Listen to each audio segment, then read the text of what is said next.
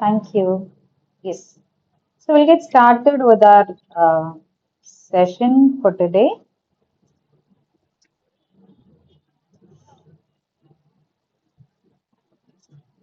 Please do let me know if you all can see my screen, if it is visible to all of you here. Yeah, thank you. Thank you so much.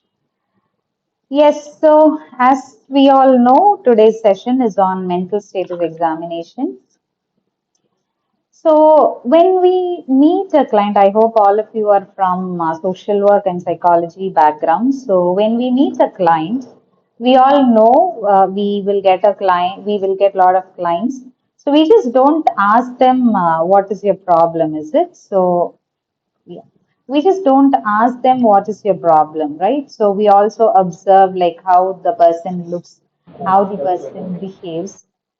I request all of you to please mute your audios so that it won't disturb the flow of our session. Yes. So we just don't directly jump into the question saying what is your problem, right? So when they come to you, we ask them, we observe how the person is, we observe how the person behaves, how the person looks, how the person is answering your questions, how the person thinks, feels, and responds to the environment. Is it? So by the end of the session, I want you all to be able to look at your client and systematically describe their mental state, not simply giving a diagnosis. Okay. So before we begin, just imagine suppose a client is entering into your room and he or she doesn't even utter even a single word. Okay. So not even a single word will be said by your client. So can we still learn something about their mental status? I believe the question was clear. Even without saying any answer, without uttering even a word, can we still learn something from the client? Body postures. Yes, obviously, we will be learning from the client, right? So, as soon as your client is entering from your room itself, you will be able to learn what the client is trying to communicate. All right. So, I would like you people to interpret what you see from this image. So, there are two images here. Now, I want somebody to describe what this particular image talks about.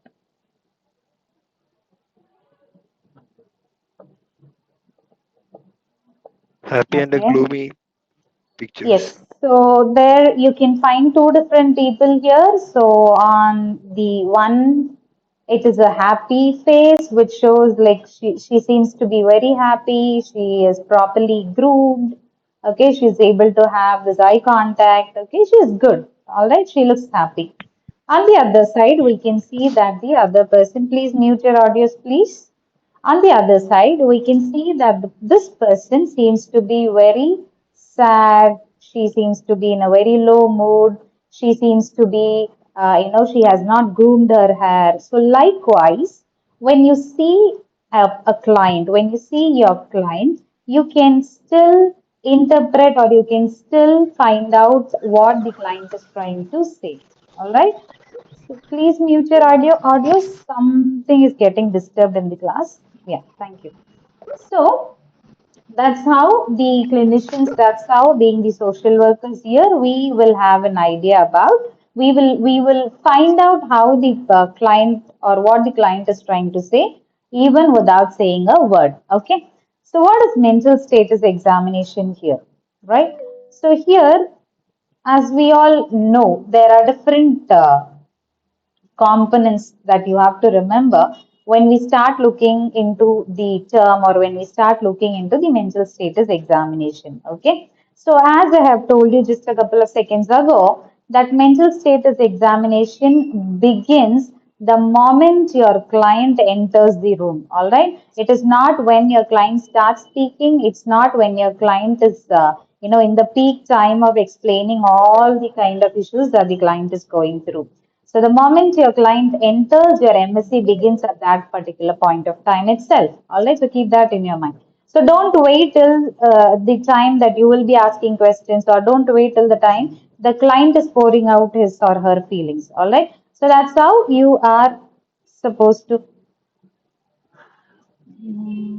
I think somebody else is also recording their screen or presenting it. Please make sure that it is not being, it doesn't disturb our flow of the information that we are sharing. All right. Yes, so please understand the concept of mental status examination. I want you to know about these three important components here.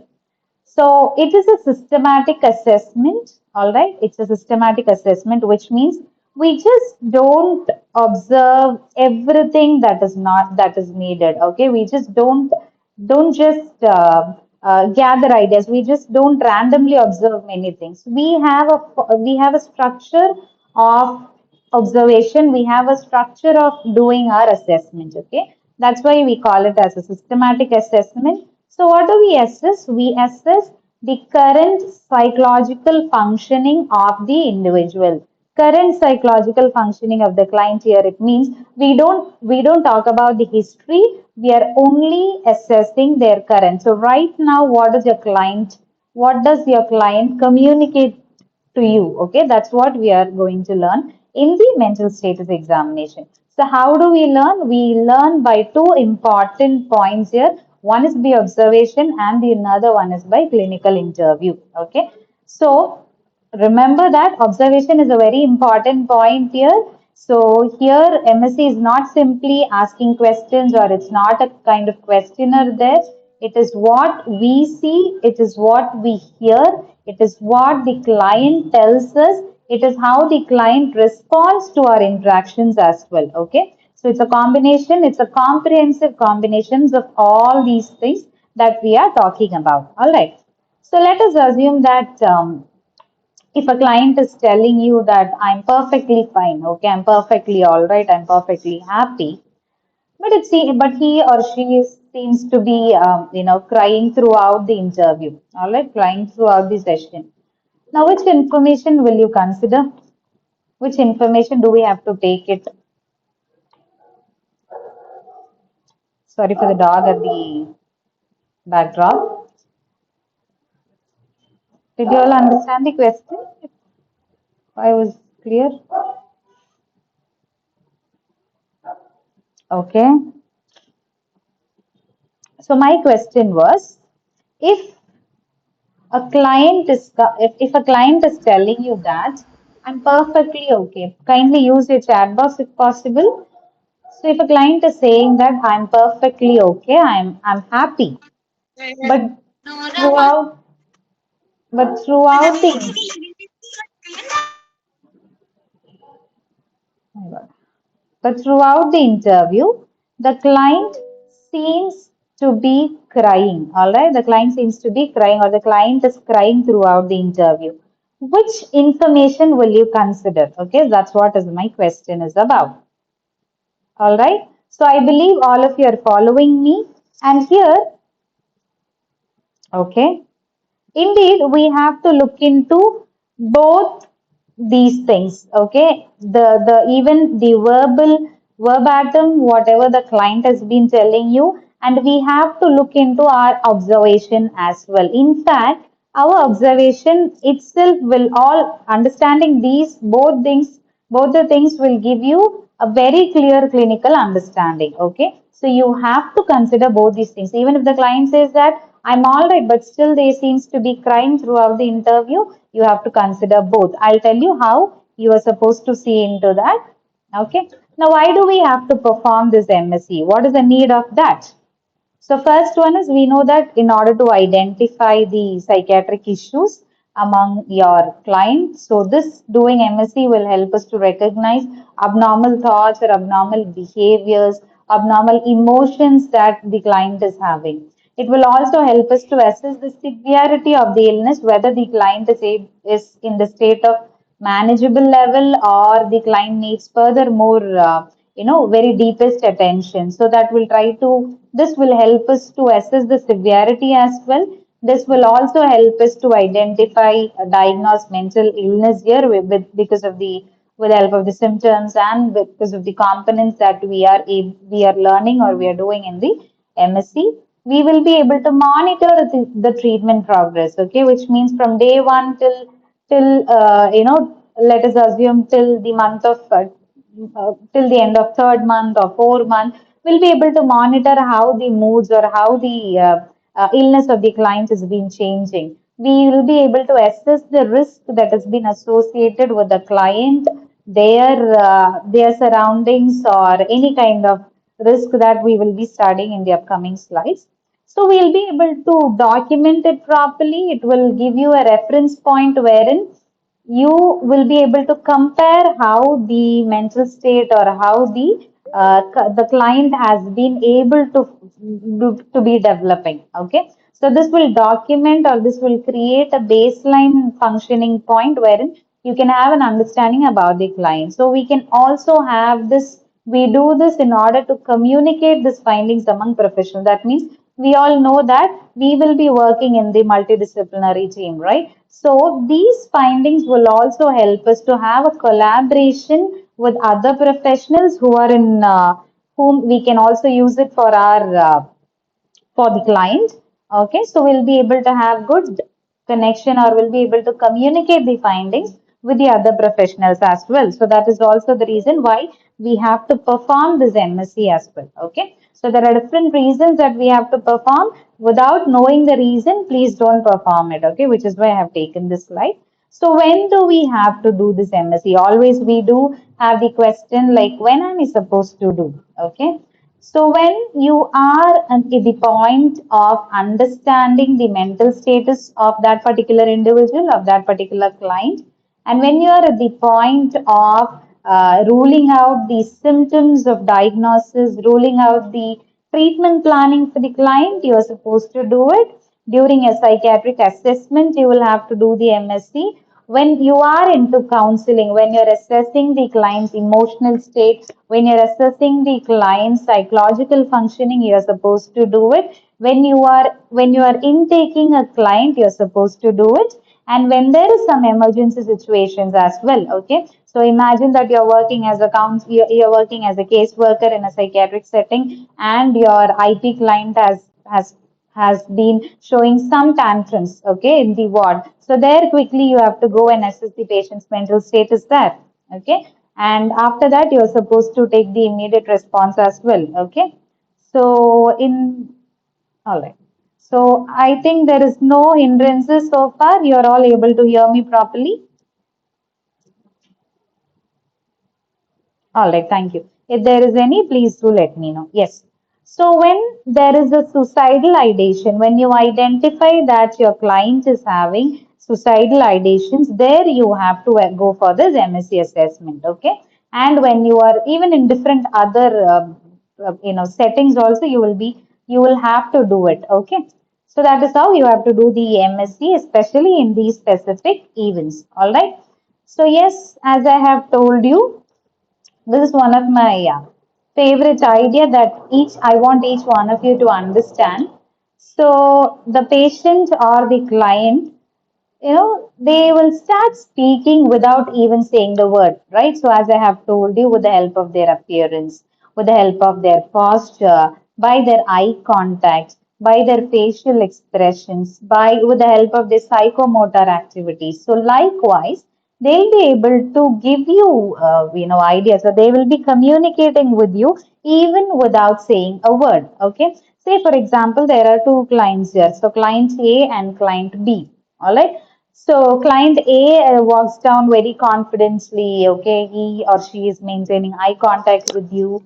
He or she is sitting very comfortably with you, and he or she is able to have good interaction with you, being the counselor or a caseworker. Okay, client one. Now, client B enters into your room in a very slow manner, in a very low mood. He or she is avoiding eye contact, and they are just sitting with their heads down. Okay, they have very poor grooming.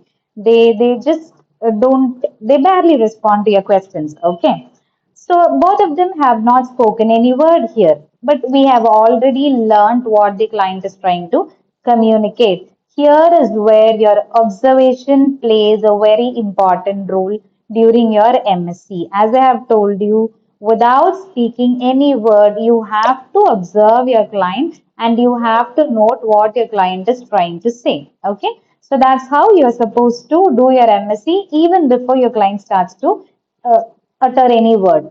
Okay. So let us get into the components of MSc. So the very first component is the general appearance and behavior. Okay. So when we look into this particular, the very first part, the very first component here. So this is basically asking, what do you see?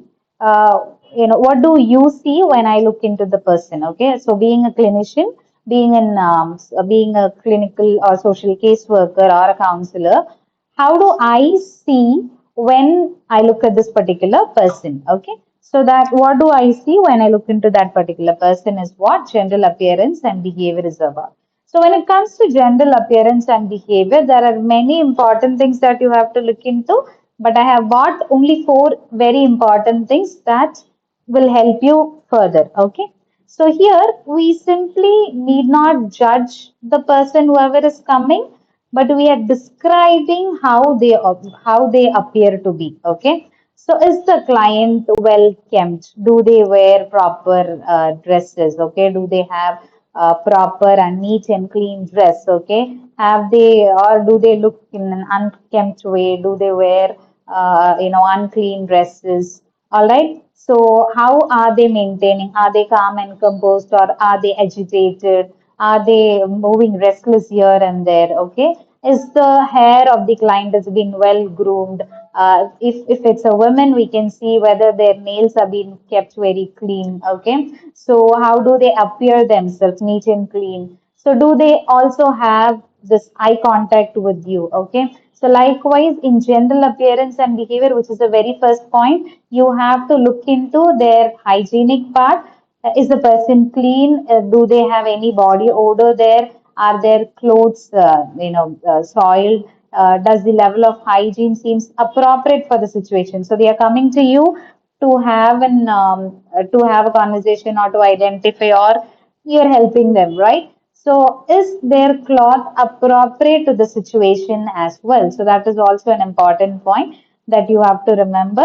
But always remember that poor hygiene does not automatically mean the person is having mental illness. Okay. We have to also consider their physical, social, cultural, economical aspects as well. All right. So just because you have seen somebody having some dirt in the cloth, that doesn't mean that you are labeling that person as having mental illness. No, you have to consider it based on their physical, social, cultural, economical aspects as well. There is where your part of cultural sensitivity also falls in. Okay. So make sure that you don't just directly jump into conclusion by seeing your client coming in a very poor hygienic or in a bad hygienic sense. Okay. So when it comes to grooming, you have to look into their hair, you have to look into their clothes, their nails, their general neatness you have to look into. So again, when you're writing in your notes, you're not supposed to write that the patient or the client looks very bad. No, it's not like that. Okay. So instead, your words should be like, the client appeared to be with uncombed hair. The client appeared to be having some poor personal hygiene. Okay. So the nails were not clean. So likewise, you're supposed to describe how your client was looking in your MSc. Okay. So this is an MSc description when we are talking about general appearance and behavior, specifically about hygiene and grooming. Now, when it comes to the psychomotor activity, you have to observe how your client is moving. Okay. So is the person moving very slow? Okay. You can observe this when your client is entering the room itself. All right. When your client is entering the room itself. So is the movement of the client going very fast, very slow, or do they have any psychomotor retardation? Are they moving? Are they pacing? Are they able to sit comfortably in one place, or are they sitting still? Okay, so all these things will fall in the psychomotor activity. So these things you have to observe. Okay, you cannot ask your client saying that, did you wear a clean cloth today? Did you wear washed clothes today? No. Okay. So all these things we will observe how the client is giving your, how the client is presenting. Okay, so that's how you're supposed to observe. And finally, when you look into the rapport, as I have already told you, does the client engage with you? Does the client interact with you? Are they cooperative? Are they being suspicious towards you? Are they showing over familiarity with you? Or are you finding it difficult to engage with the client? Is your client having good eye contact with you? Okay. So all these things have to be assessed when it comes to general appearance and behavior. That is first component of our mental status examination. So remember, rapport, when you're ruling out rapport, simply writing good. I have seen many case notes wherein the social workers or the other people, psychologists or other interns, whoever it could be, they simply write rapport good or rapport bad. No, you have to explain what is actually happening. Okay, I'll tell you how you're supposed to write by the end of the slides. Okay, so moving on to the next one, the second component of your MSc is, we have seen the first component is general appearance and behavior. That is what we see, right? Now we are moving on from what we see to what we hear. All right. So speech is what we hear from the client. So this particular component, speech, will give you more number of informations. Okay. Tremendous informations will be given in this particular component. Okay. Suppose in that you have seen or you're seeing a client who just talks continuously and rapidly he or she is communicating, and they are not even allowing you to ask a question. Okay, so how do we describe it? Okay, what might we describe? Like when a client is continuously speaking and your client is not even allowing you to ask the question. Okay, so in that case you have to describe it as having a rapid or a pressured speech or increased quantity of speech. So likewise you have to mention it using these words. Okay, now when we assess the speech, we have to listen to the rate. Okay, their rate of speech. Okay, so are they having a fast speech or a slow speech? Are they speaking in a loud voice? Are they speaking in a soft voice? What is the tone of their talk? What is the quantity of words that they are using? Are they using less words or more number of words?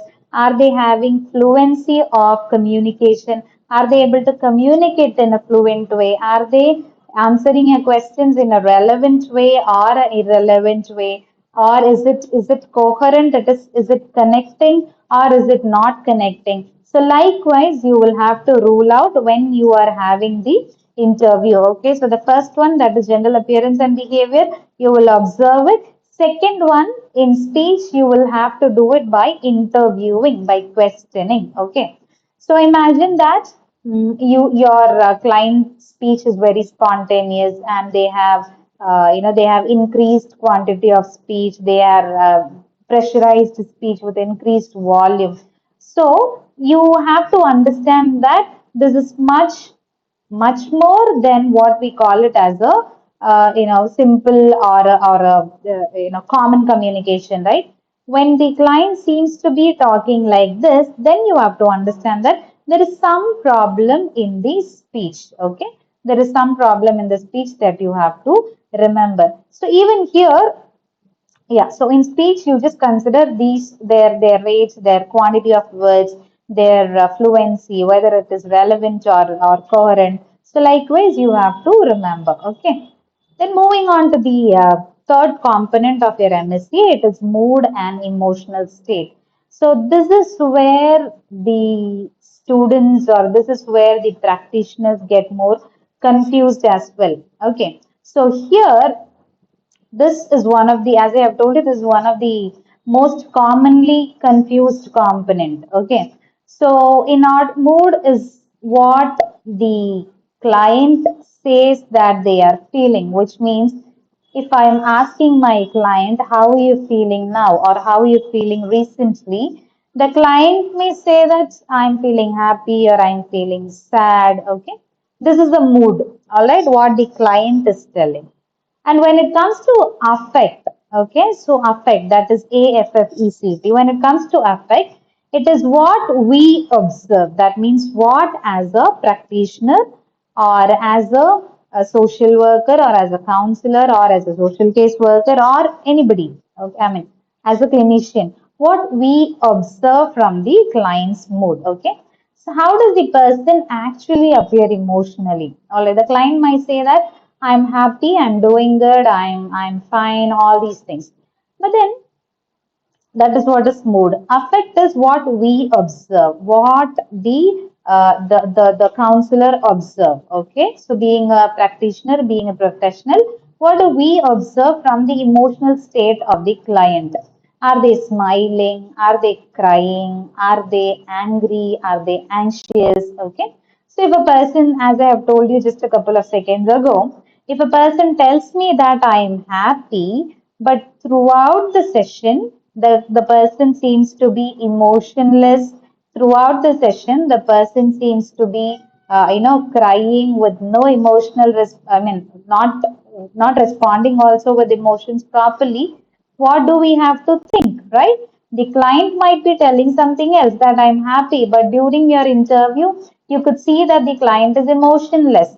Here you have to compare between the reported mode, that means what the client has said and what you have observed. Okay, that is the observed effect. Okay, we also have to look into that, like what the client has been telling and is the client's mood has been connecting with what we observe. Okay, that is what is the difference between mood and affect. So you have to remember, you have to check the range. Excuse me. You have to check the range of the emotions, like how broad are the emotions.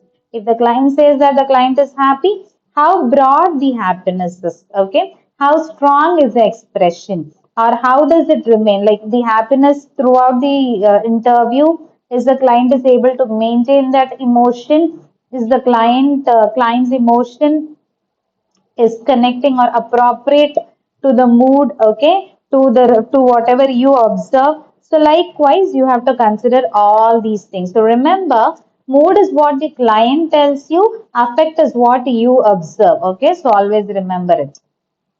Then moving on to the next one. Okay, so now we come into a point. This is one of the most important and sometimes most confusing as well. Okay, so thought. All right, so thought will be assessed with two important points. One is thought form, and another one is thought content. All right, so thought form is the thought process, like how does the person thinks. All right, so how does the person thinks is what falls in the thought form here. Okay, so I'll tell you thought form or thought process, both are same. How does the person think will be, you have to assess through the speech, through the interview. Okay. So imagine for an individual, for a client, I'm asking that, what did you have for breakfast? Okay. Or what did you have for lunch? I'm asking a client. So my client says that I had idli. My mother made it. I like idli because I used to eat it when I was very young. Okay. So imagine this is a communication. This is somewhat connected and this is understandable as well. Okay. But if the person says and the kind of communication is more rapid, more fast, the client says that I had idli. It's made from rice. Rice is grown in fields. Fields belong to farmers. Farmers are important. I want to become a farmer. Okay. Now you have to start thinking that there is some problem with the process. Okay, some problem with the client's thought process or the client's thought form. Okay, there is where you have to make a note of it. Okay, so I'll explain one by one points that have been given here. Okay, so first one is the circumstantialities. All right. When it comes to circumstantialities, when you ask a question with the client will give excessive unnecessary detail. Okay. So as I have told you, the client, if my question is what did you have for breakfast? The client will say that I had idli. Idli is made from rice. Rice has been done by the farmers. So they will give you unnecessarily informations But end of the day, they will give you the answer. Like instead of giving you a direct answer for within 30 seconds, they will make you or they will give you answers for more than 3 minutes. They'll continuously speak and you cannot interrupt them in between. Okay, that is circumstantialities. I believe all of you are noting it down. Are you all with me? Thank you so much. Yes, thank you. Okay, so the next one is derailment. So when it comes to derailment or when it comes to these components here in derailment, the person moves from one idea to another idea with some unrelated connections. Okay, there will be no connection between the words here as well. Okay, say for example, if the person says that just I had, yes, I had idli, I will have chicken, and the playground is wet. Okay, and my mother is very busy. Tonight I'm going for shopping. So when you ask a question, the client will move from one idea to another idea, which will not be having any connections between them. Okay, so that is what is derailment is about. The next one is flight of ideas. Okay, when it comes to flight of ideas, the thought of the person will move rapidly from one topic to another topic, but they will be having associations as well. Okay, so just a couple of seconds ago, I was telling you, right? So, what did you have for breakfast? So, I had idli. Idli is made from rice. Rice is grown in fields. Fields belong to farmers. Farmers are important. I want to become a farmer. Okay, so they will shift. They will have a rapid shift from one words or one thought to another thought, but you will be able to find a connection between these points as well. Okay, that is what is flight of ideas are about. Now, thought block is at one point of time the client will find it difficult or their thoughts itself will be stopped. They will not be able to explain what they are going through. They will not be able to tell what is running in their mind. Okay, so that is how it is. All right. I believe that all of you are following and you're able to understand. Now I have a Ma'am, question. excuse me, ma'am. Yes, Miss Mahima, right? Yes, Ma'am, please. this is Mahima. Ma'am, is derailment and tangentialities same? No, that's what I have explained. No, they are not same. Okay. Okay, ma'am. Yeah, thank you. Yes, I would like to ask you a question. Okay, to all of you here, whatever you know, you can post it in the chat box. Okay. So yes, if someone is taking 5 minutes to answer a question, okay, so they give unnecessary information, they give unnecessary details, but eventually they will answer what you have asked. Okay, so which among the following is that? I have explained you four important points. Which is that particular thought form? Let me see if people are responding. I believe you are able to understand my question. Yes, obviously it is circumstantiality. All right. So, yes. So, in derailment, they'll not have the connection. In flight of ideas, they will be having the connection, but they will be jumping from one thought to another thought. Thought block, person will not be able to, the person's thought will suddenly stop. Okay. So thought form is one point. Another one in which you can evaluate the thought of your client is with the help of thought content. Okay, so thought form you have understood about their process. Okay, so the next one is thought content. So what exactly is inside the person's thought? Okay, that was about the process, the flow. Now, this is what is exactly inside the person's thought. You have to rule out using, as I have told you, there are many things that you will have to rule it out, but basically, you have to make sure that you have these four important components. Okay. First one is delusion. What is a delusion? What's a delusion? False Let belief. me.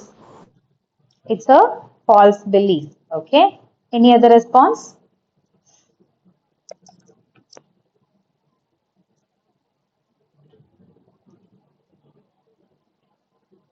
Always remember that delusion is not a false belief alone. Okay, it's a false, unshakable belief. Okay, even though there are 100,000 people are telling you that this is not the way it is happening. The client or a person who is having delusion, he or she will not be stopping to believe it. Okay, so always remember that delusion is a false, unshakable belief. So, under types of delusions, you know that ideas of reference. Okay, so all these kind of delusion of grandiosity, delusion of infidelity, all these things will be there in delusions. Okay, so you have to rule out whether the person is having any delusions there. Then the next one is obsessions. What is obsession? Obsession. So what are they? What is being kept in their mind? Okay, what they are being preoccupied with. Okay, so that is what is obsession is about. Then comes the suicidal thought. Okay, are they having the thoughts of harming to themselves? Okay, that is what is suicidal thought. Homicidal is, do they have any plans of harming others? Okay, so keep that in your mind. Now let us assume when there is a client or there is a possibility that your client is talking about self-harm or harming others. We have to actually explore it more carefully. Okay, so you should not simply write saying that the client is denying suicide.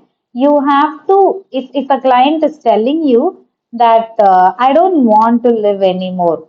Okay, so that's the one sentence. Okay, I don't want to live anymore. I don't feel like living. Okay, that is the point you have to make. You have to be very careful about. Okay, you have to rule out with the help of questioning. Don't immediately jump to the next question. Okay, you have to stick on to this particular statement of that client and you have to dig more. Okay, how often do they feel like this?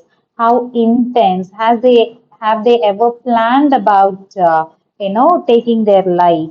Okay, or do they have any plans? So likewise, you have to rule it out. Okay, so as I have told you, MSc and risk assessment often go hand in hand. Okay, so keep that in your mind here as well.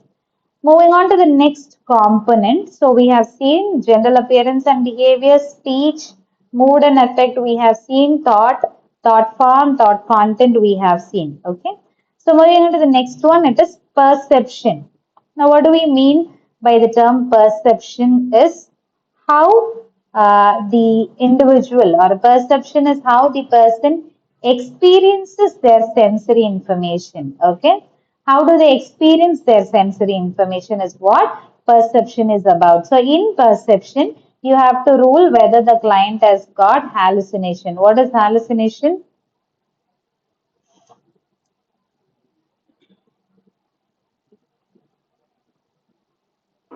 Auditory hallucination, visual. Yes, that those are the types. What is the meaning of hallucination? We know delusion is false, unshakable belief. So what is hallucination?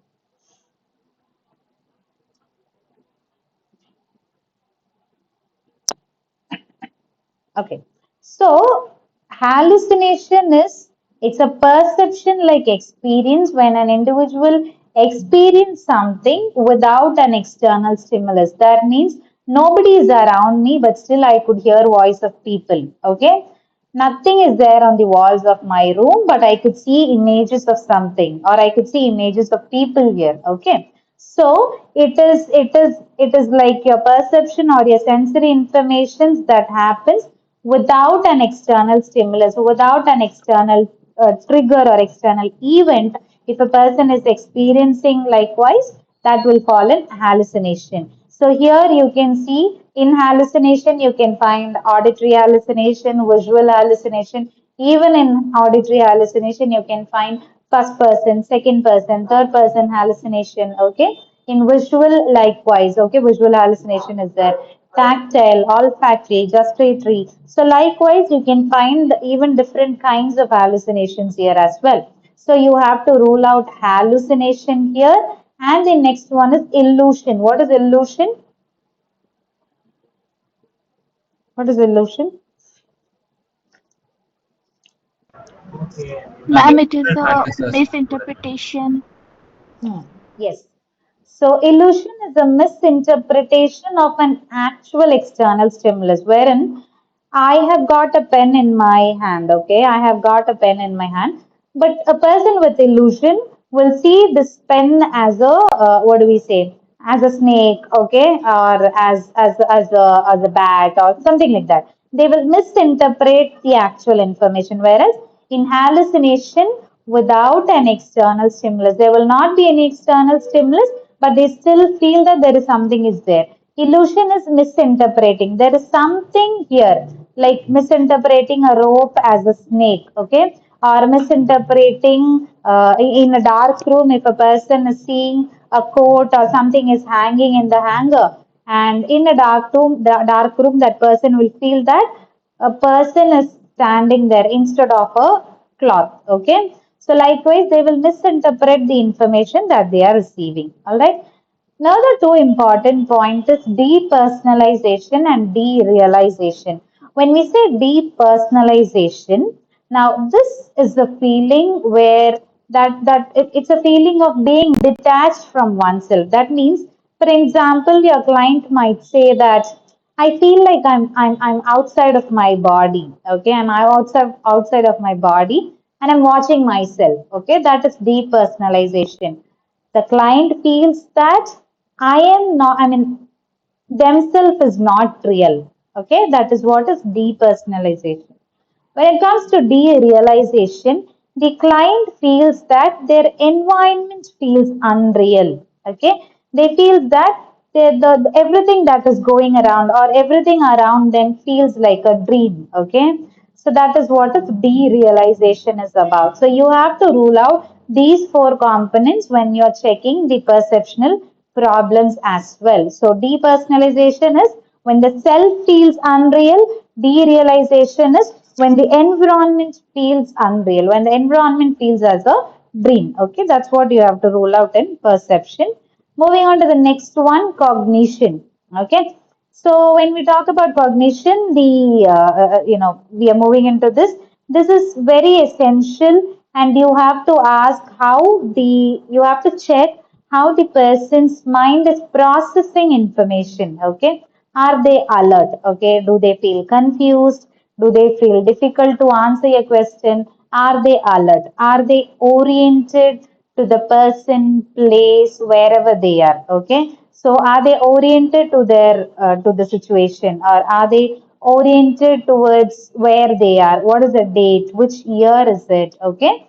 So do they have proper attention? So can they maintain attention, or can they concentrate on what we are talking about? You can also ask them to spell a word forward and backward. You can ask them to perform some addition or subtraction. You can ask them to follow certain sequence of instructions, like say for example taking a pen from the table and dropping it and taking it to your left hand and dropping it on the table again, asking the client to do it again, whatever we have told them, I mean, whatever they have seen. So, a person with proper attention or concentration, they will do exactly what we did. So, I took the pen from the table from my right hand and I moved it to my left finger, and then I placed it again to the table with the help of my left hand. Okay. So, likewise, the people will be able to perform the task as well with the proper sequence. So, likewise, you can give some activities to check their cognition, right? And when it comes to memory, you have to assess their immediate memory, recent memory, and their remote memory. Okay, so these three memories you have to rule out. When it comes to immediate memory, you can ask them to repeat three objects immediately. Okay, like anything, like you can show them some objects and ask them to repeat what did you see right just a second ago. Okay, that is immediate memory. And then when it comes to recent memory, you can ask them like you had your breakfast or lunch. Likewise, you can ask them question related to that. And then when it comes to remote memory, you can ask them like, where did you go for school? Okay, so what was your first, things? Okay, so where did you go to school? Who's your very first friend? Okay,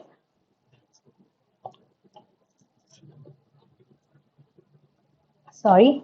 So you can ask them, okay, you can check how their memory is. Do they have immediate, recent, and remote memory? Why do we have to check these four components? Is because there are certain disorders in which only the remote memory will be present.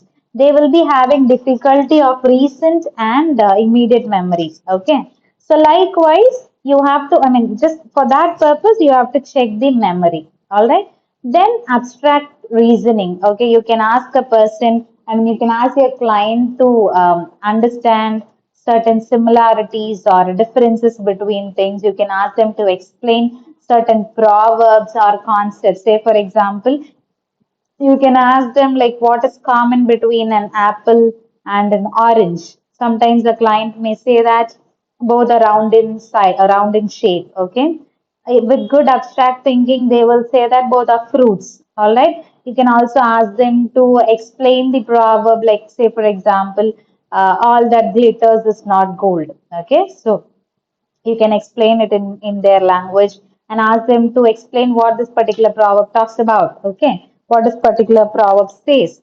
So likewise, you can ask them that particular points as well. Okay, so here ruling out incognition, ruling out all these five important component is also more important. Okay, moving on to the next one, and this falls to be the last point of your MSc. Okay. So yes, so insight. So what do we mean by the term insight? This is a very important component. Okay. So this insight is you have to rule out whether the person understands whether they have a problem or illness. Okay. Is the person aware of their problem? All right. So that's how you will be checking it. Just a minute. Yeah. So that's how you have to rule out an insight. Is the person aware of their particular problem or not? Okay. So a person experiencing hallucination may say that I hear voices and I think that this is a symptom of an illness and I need treatment. They are more aware. Okay. So this demonstrates that they have better insight about their problem. And another person says that there is absolutely nothing wrong with me.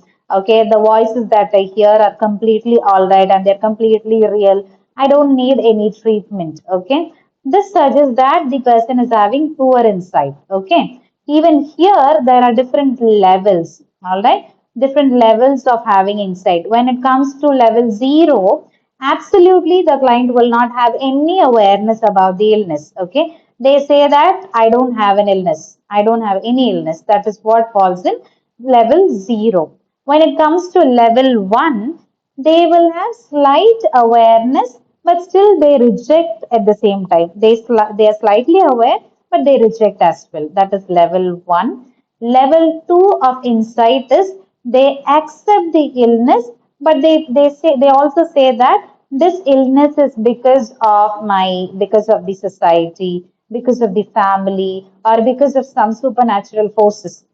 Okay, because of that only I have got this illness. Likewise, in level 2, they will accept, but they will put it into different context. Okay. Excuse me. And is it called blaming or anything? It is not blaming. They accept it, but they say that, okay, only the God has, given me this. We cannot completely say that they are blaming it. They just put it in other words. Okay. It's not completely blaming. All right. Okay, ma'am. When we rule out insight, there is no point of these defense mechanisms will not play a role here. Okay, so this is completely about the awareness. So keep that in your mind. All right. So when it comes to Okay, ma'am. level 3, yeah, thank you. When it comes to level 3, they will accept the illness, but they also say that something abnormal is also happening within himself, but they don't know how or what is, how it, they know how or why something is happening. That is number 3, level 3 awareness. They accept it, they know that something is not good within me, but I don't know why it is happening or how it is happening. That is level 3. Level 4 is having intellectual insight. If you're noting down, please note down. Level 4 is having intellectual insight. That means the client will accept the illness and they will also accept the cause of the illness. Sometimes we as the counselors, we as the practitioner or the physician, whoever, the psychiatrist, whoever it could be, the client will accept the illness and they will also accept the cause of that and they will comply with the treatment. They are ready for the treatment and they will listen to whatever we are saying. They will cooperate with the treatment. That is level 4, which is intellectual insight. And the next one is level 5, that is emotional insight. When we say emotional insight, here the client is fully aware of the cause and they know that some change is taking place within themselves during the illness and they want to change themselves to prevent further, which means they want to keep the illness under control than getting it to be in a worsened stage. Okay, so 0 is no insight. Level 1 is they have slight awareness but still they reject it. Level 2 is they accept but they just say that it is because of supernatural forces. Level 3 is they accept the illness but they say that something is abnormal but I don't know why it is happening or I don't know how it has come. 4 is intellectual insight. 5 is emotional insight. Okay, so this is how you have to rule out the insight level as well. And even here, this insight can also change. Okay, so which means it can something sometimes it will change from 0 to 2 and from 3 to 1. So likewise, it can keep changing for the client from each sessions. Okay, so keep that in your mind. So here, how do we write? Yes. How do we write as I have told you, all the components are over. So we have discussed the components independently, but in real clinical practice, no, we don't assess them as an isolated parts. Okay, we have to put everything together. Okay, so we have to write in mental status examination, you have to write all these points. How is their general appearance and behavior? How is their speech? What is their mood? Okay, so all these things you have to look into. Let us just discuss about a case. Okay, so I'm reading this case for you. So here the case is about a 32-year-old man. He has been brought to the psychiatric OP department by his wife. So his wife reports that he has become increasingly withdrawn over past 2 months. He has stopped going for work and he sleeps poorly and he repeatedly says that he has ruined his life. Okay. Now, I don't want you people, or I'm not going to tell you the diagnosis here, okay? So don't diagnose. I want you to think like a clinician and I want you to listen and start building the MSc here, okay? So, first question when you're looking into the case, you have to ask is what do you already know about the case? What do you already know about the case? What is being known? Ma'am, the patient not having the proper sleep, ma'am, first of all. Sleep. Then No proper orientation. no proper orientation. Okay. And ma'am, and notice the one point is stopping going to work. That's Yes. indicating he is reducing the social connection, in my Connection. perspective. Good. So here you can see there are four important points which has been already known to you. One is he is withdrawn. Please remember and make sure you take hints likewise. Okay. He is withdrawn. He stopped going to work. He is having poor sleep and he is having a feel of guilt that he has ruined his family's life. Okay. This is what has been already available to you. Now, I want you people to just imagine, or I want you people to think like what would be his mood now? What is likely would be his mood? Okay, or what would be his what do we say? His thought form? Okay, or what are the different questions that you might ask with that particular client? Okay, So here, as I have told you, look into the case, remember what is already known to you, and you have to look into all the perspectives, okay? Even though here we have some what do we say, limitations, that we cannot observe the client, we will not be able to rule out appearance and behavior, all kind of things. But here you can rule out the thought form of that particular client. You can rule out, what would be his mood. Okay. So as a clinician, we still need to assess the appearance, behavior, speech, affect, and everything. Okay. That is a part of MSc. But still, we have to notice everything properly and then rule out. Okay. So for this particular case, you can, this is just an example that I have given you. He appeared to be older than what the age has been stated. So here you can see the dress that he was wearing was in a very loose and wrinkled shirt, and his hair was uncombed. He had poor hygiene. His shoulders were bent forward. His head was lowered. He avoids eye contact. When it comes to the behavior, he was cooperative, yes, but he was minimally engaged. That means he would answer only for few questions, and he will not answer and he didn't answer for the rest of the questions. Okay, so he answers questions after a great delay. He rarely initiates a conversation. He appears to be sad and withdrawn. When it comes to the motor activity, he has got less motor activity. His speech was spontaneous but reduced. Okay, volume was low. His mood was very low. He said that I don't feel like living anymore. Okay, his affect is depressed. What is the difference between mood and affect? What is mood and what is affect? Mood is the clients will express, ma'am. Affect வந்து we observe, what we observe actually. What, as a clinician, what we observe. So always remember it. So it is not necessary that whatever the client is reporting as the mood should be your affect. No, the client might be saying I'm happy, but throughout the session he might not be happy. So you have to mention it properly, like it is inappropriate. Okay, it is congruent with the reported mood.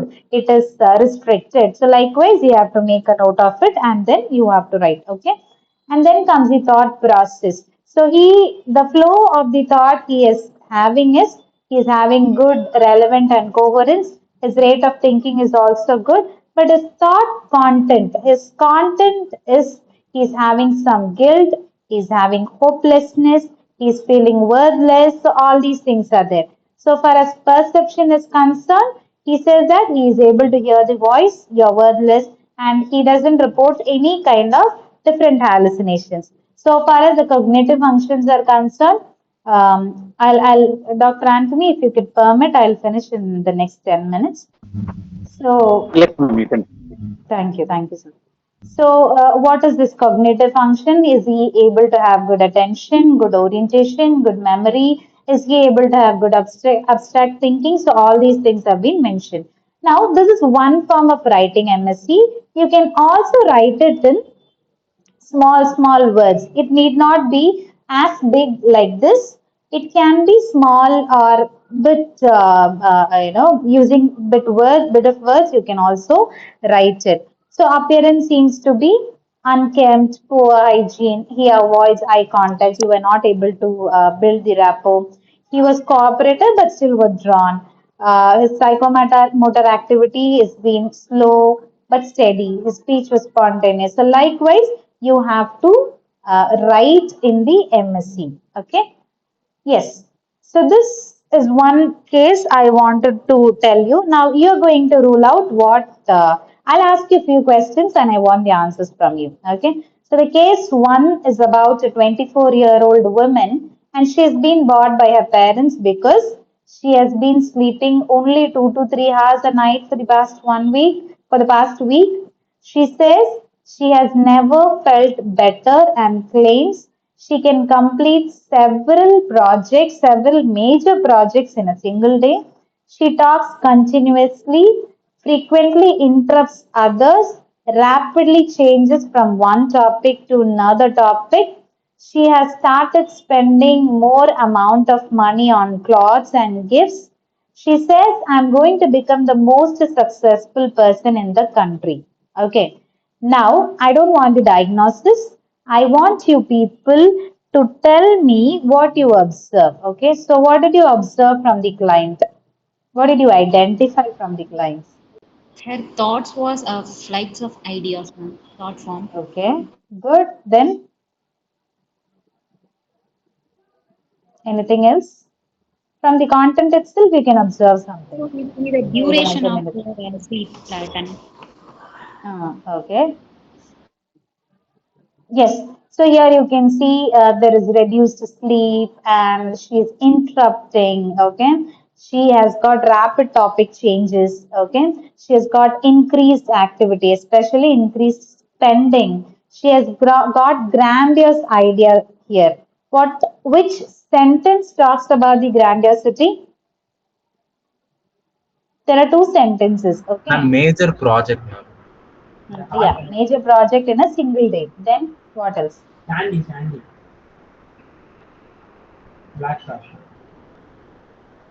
Like I'm going to become the most successful person. She Successful might. person in the The country. Yes. grandiosity, Yes. high Yeah. confidence.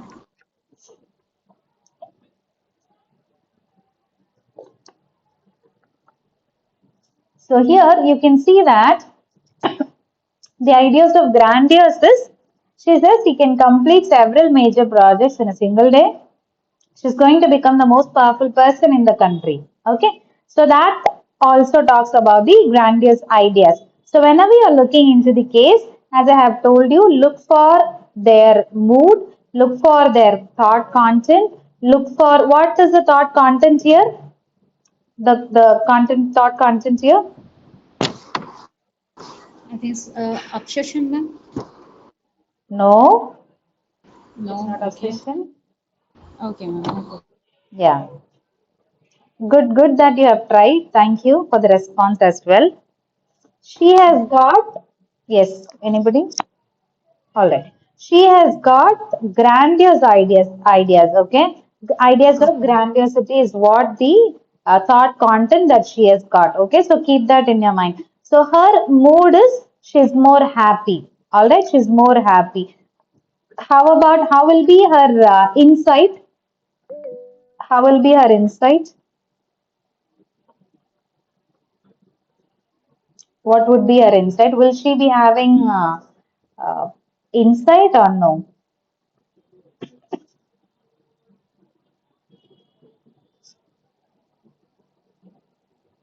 Level zero, yes. It's a very poor insight, right? She'll not be having insight at all. So based on these, out of curiosity, I'm asking you, based on these symptoms, can you suggest any diagnosis for this particular case?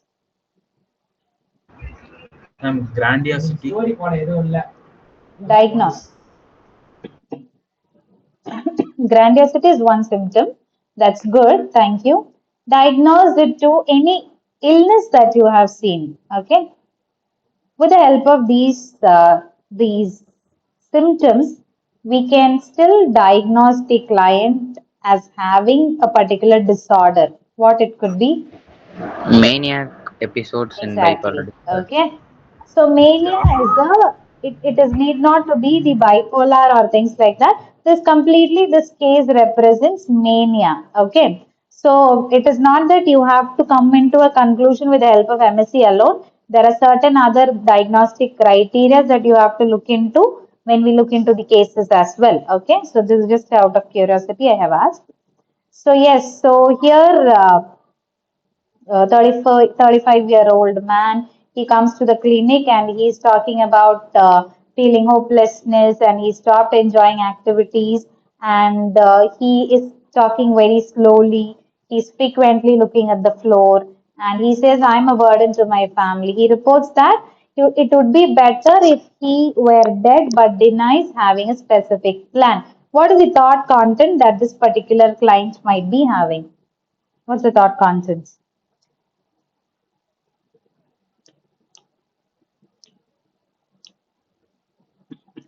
Any response?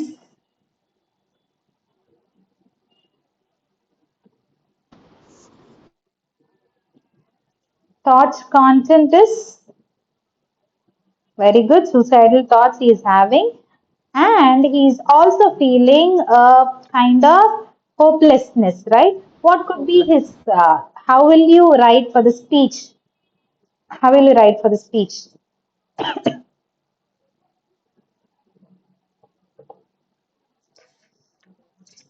What will you write for the speech? Pressured speech. Okay. Avoids eye contact. Avoids eye contact, and speech is very, might be the quantity of words, since he is speaking very slow, the quantity of words will be very less here. Okay. So low quantity. So likewise, you will have to write. Okay. So since the time is moving off, I'll just go with one particular case. Yes, this one. Yeah, so this is the last case. I'll finish in 2 minutes and then we will go for the questions if you have. So, a 22-year-old college student, she reports spending several hours every day washing her hands. She says that I know it sounds unreasonable, but I cannot stop myself. Okay, she says that she is repeatedly worried that she will become contaminated by germs, and subsequently, she washes her hands very frequently. So, just a moment. She will wash her hands more than 30 times a day, and she becomes extremely anxious if she tries to resist that behavior. So now, what is the thought content here that you can rule out? Yes, she Obsession. has got obsession. Now, can anyone tell me what is the difference, or what do we say of obsession and compulsion? We say OCD, right? Obsessive compulsive disorder. I want you people to break these two words, obsession and compulsion.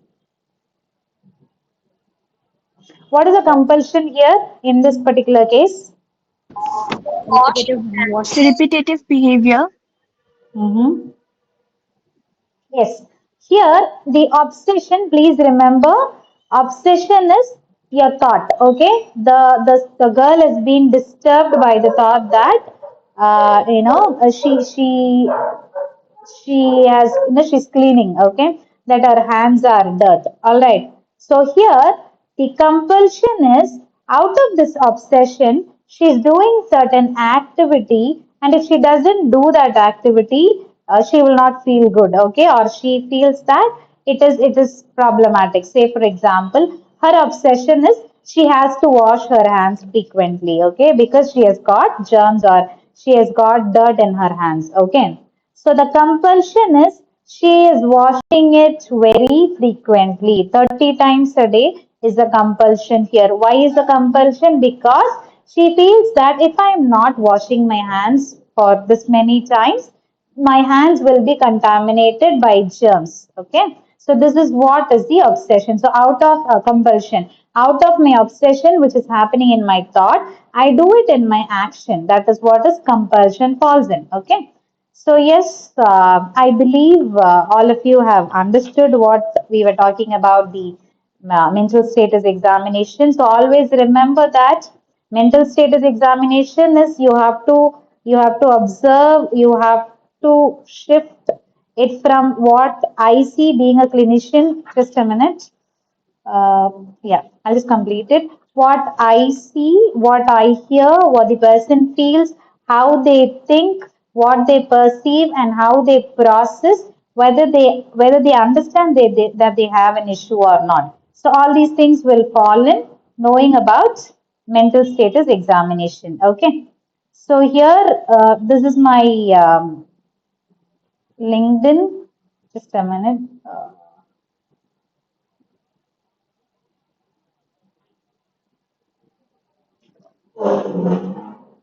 I'll just, yeah. So if you have any queries, we can take one or two queries if you have, and we will